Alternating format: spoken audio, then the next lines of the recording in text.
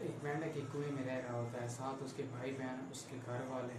एक मेंढक एक कुएं में रह रहा होता है, साथ उसके भाई बहन, उसके माँ बाप और आगे उनके माँ बाप भी रह रहे होते हैं। वो सारे उस कुएं में, वो सारे अपनी ज़िंदगी उस कुएं में गोल गोल चक्कर काटते हुए गुजार देते हैं। लेकिन एक दिन एक मेंढक पैदा होता है जो उस कुएं से बाहर निकलने की कोशिश करता है, लेकिन उसकी टांगे पीछे खींच कर उसे बताया जाता है कि ये तुम्हारा कंफर्ट जोन है, इससे बाहर निकलोगे तो मारे जाओगे। लेकिन वो रुकता नहीं है, उस कुएं से बाहर निकलता है। लेकिन वो रुकता नहीं है उसको लेकिन वो रुकता नहीं है। वो बोलता है मेरे ख्वाब बड़े हैं, मेरे फ्यूचर बड़ा है, मैंने अपनी आने वाली ब्लड लाइन की किस्मत बदलनी है।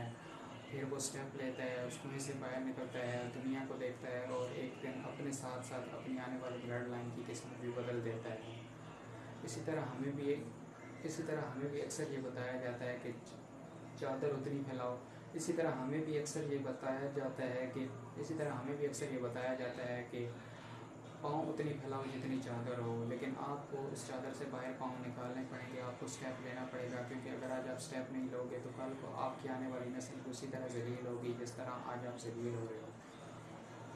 अब ये बात आप पर डिपेंड करती है कि आपने उस मेंढक की तरह बनना है जो चक्कर काटती हो।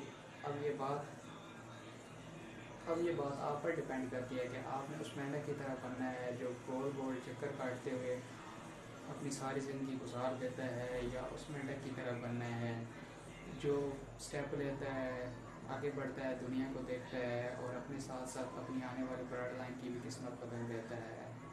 शुरू शुरू में लोग आप पर हंसेंगे। शुरू शुरू में आपके घर वाले, आपके रिश्तेदार, आपके दोस्त आप पर हंसेंगे, आपको सपोर्ट नहीं करेंगे। लेकिन आपने उनकी बातों को सुनकर डीमोटिवेट नहीं होना, आपने उससे मोटिवेशन लेनी है।